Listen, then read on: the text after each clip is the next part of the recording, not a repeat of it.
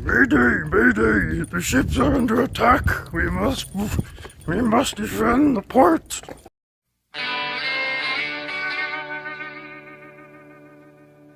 Yeah, when I was really little, my sister and I, well, we were all cleaning. So my two older sisters, so one was like 9, the oldest was like 13, I was like 6, 5, 6. So we had lived like on the house was basically like Ouija boarded. It was just really, really haunted, and not just like a little ghost running around. This was like fucking alien activity type shit, haunted. So I can tell you, I think, what contributed to it, but either way, so it was cleaning day, and my mom always used to, everything was screaming and hollering with bullshit, like, oh, blah, blah. So, I don't know, my sister was doing something your mom didn't like. So, she comes out of the room, and she has a Barbie in her hand. And then so randomly, she's just like, this Barbie is shit! Everything in my room is shit! And then at that moment, all of a sudden, she had these cupboards just came flying, crashing down. And then so my mom goes in and goes, oh my God, my knickknacks! And so they were like these little thimbles and stuff, and my sister's going, I'm so sad, you know.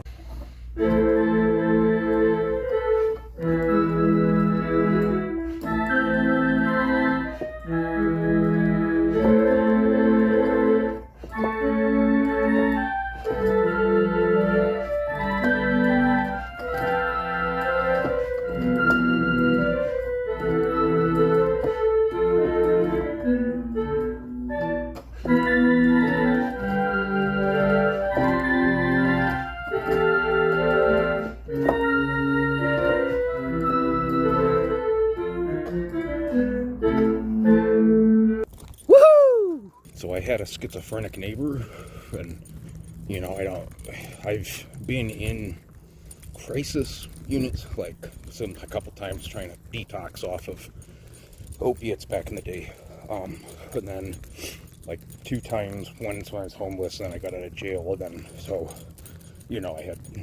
plus I went to like a therapeutic school, behavioral school in 9th grade, so I had always grown up around mental illness. Was not, I could sleep in the room with somebody who is psychotic and talking to him or herself, just, as long as they're not like slamming things or whatever, but it's like white noise sort of. So I had a schizophrenic neighbor, though. He was very he was basically violent, and so he had his parents, right? So he was about 36 when we met. He lived there, and his parents were like 60-ish at the 60-something. So they were all kind of like from Texas and then Alaska, and so they were real like roughneck and stuff, and like fishing. So he used to talk like this, even though he basically grew up in Arizona. So we always thought that was a puzzle, but so I was like 21 when I met him, and so I guess first time I met him, he comes knocking at the door, and I'm like, what the hell? So he's like, I want to know if you want to hang out. So I'm like, yeah, I guess. And I didn't know anything about him, but we go and he gets a bunch of beer because he was an alcoholic. And so as I'm driving home, he starts throwing the empty bottle. He drinks a bottle, and I'm like, what are you doing? You can't drink in the car while I'm driving. He's like, it's open can, passengers in Arizona can drive. I'm like, no, no, you don't, you cannot. And then, so he had thrown a bottle out the window, and I'm like, dude, so he's very impaired. So he's like, you want to go poach deer?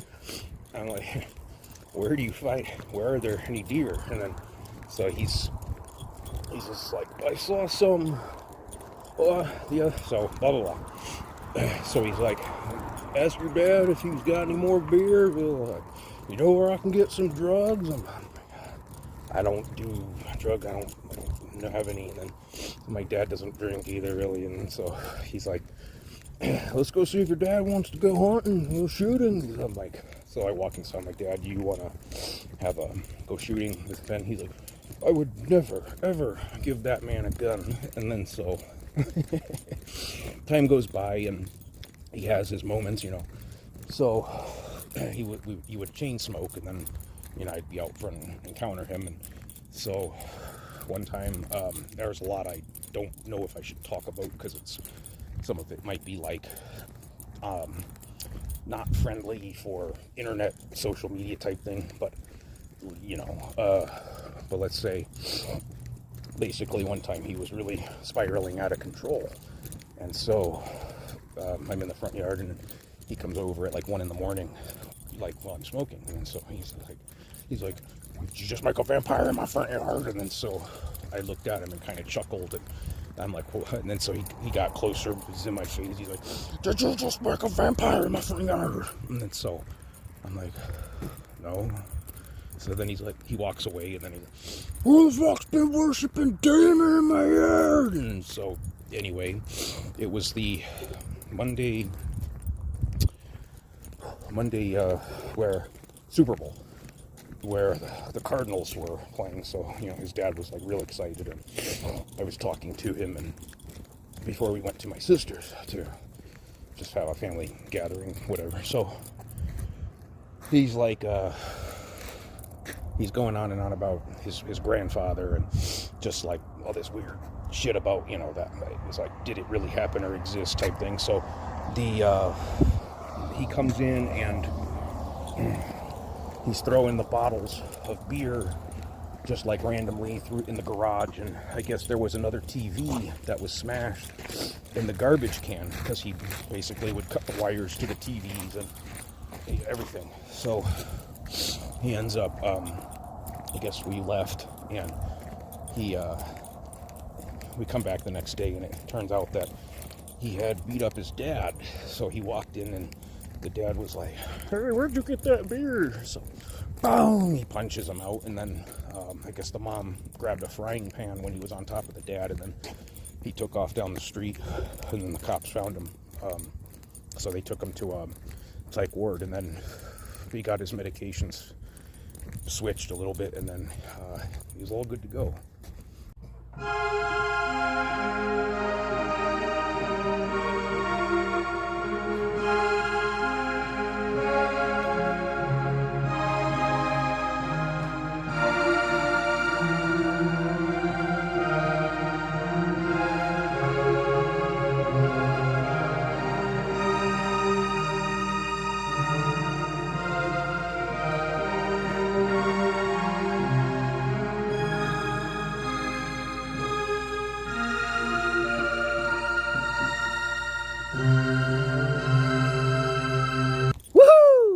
This Native American dude, he was like 6'4", and like real skinny, and kind of looked like Macaulay Culkin. Like dark features though. But there was this other. He was black, and he had like a snow cone head, and so like he had like his hair was bleached and curly, and it was just very more about him in a minute. So these two guys seemed to be getting along just fine, but at 4:35 in the morning, breakfast time, that's like a big deal when you're in jail. Food is like the only thing you can look forward to, really. It pretty much is actually, for my part.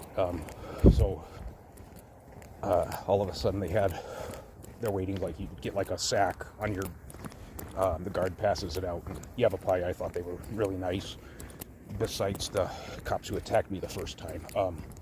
But anyway, all of a sudden you hear like a, hey man, give me my thing, man, why don't you get out of the way? And like, why don't you get out of the way? Why don't you get up? Then you hear like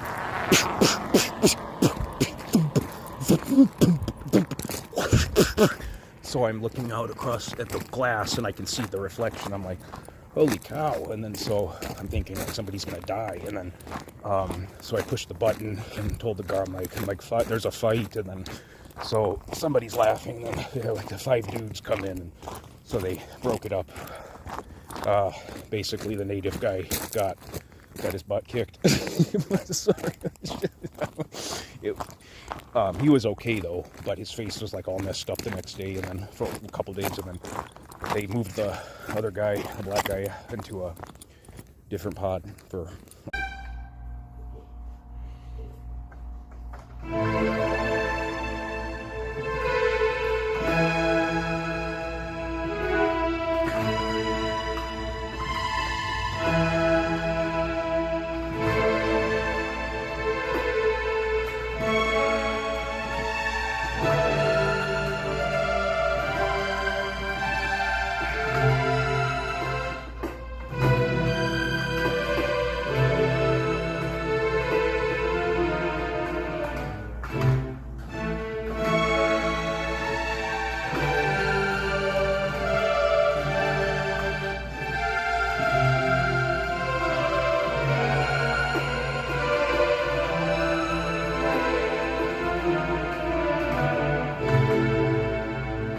Woohoo! 6 chickens. We had them when they were basically like infants or whatever, and watched them grow. I was thinking I was going to leave a story about this. He was like 13, 14ish almost. As a border collie mutt. He was my 12th birthday present. So he was like he was so cute, but he had these like big old like warts on his stomach type thing, and he was kind of heavy set, like short and chunky. But he was like, man, he was the cutest thing. So I named him after the Heroes 2 Might and Magic villain, Archibald. We called him Archie. But he used to do this thing. If you went up to him and you were sitting, like, he would be like he'd get all hot and heavy and stuff. And then so I would go, and then he would go, and then he would start nibbling on you. It was really cute.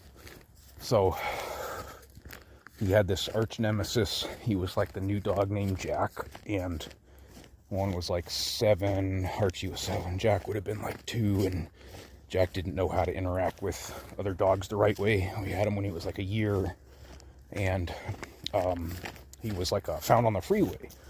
And then he had like this neurological thing where he just kind of high-strung wackadoodle. So like,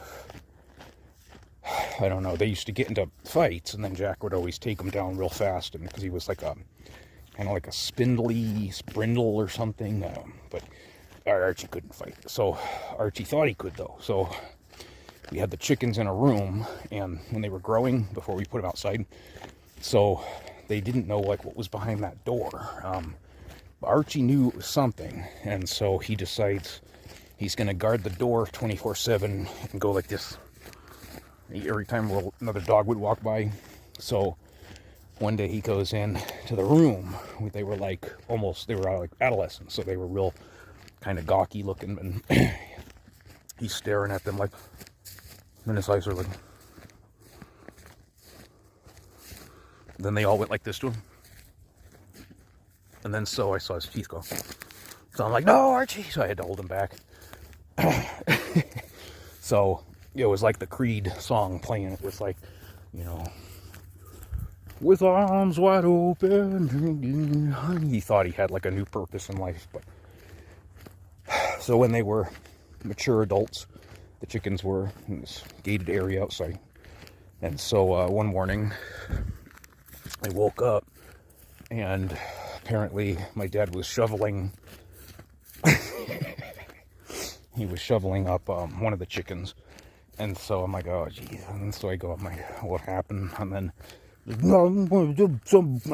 so I'm looking at him like, oh God. I'm like, you let your dog in there, huh? And then you didn't close the gate, right? And then so he had this thing where he just could not admit anything. So he's like, there's a predator bird that did. I'm like, really? A falcon came out of nowhere and just, I'm like, like, it's okay, things happen. So he's getting more and more violent, and then So my mom wakes up and she's like, "Oh no, what happened to one of the chickens died?" And then he's like, "What happened to it?" And so he's like, "Nothing happened to it. I don't know what happened to it." And then so that was I don't know, but he used to get into like road rage thing where he would, if somebody tried to pass him out, he would speed up. I don't know. He just had this thing where nobody was allowed to pass him, and then if they passed him, you fucking asshole, you fucking asshole, you know. Like, what? Like, who cares? Just let them go, you know. So he was racing. These two birds went flying up, and then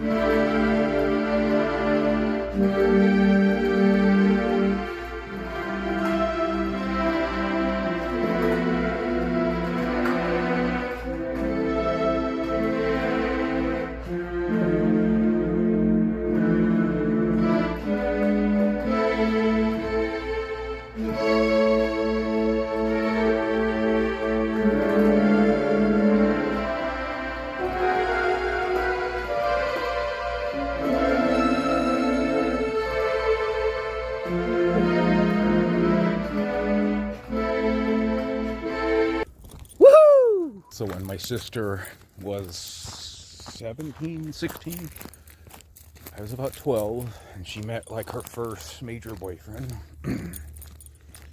My dad didn't like him very much, and not because it's a dad thing. He was like,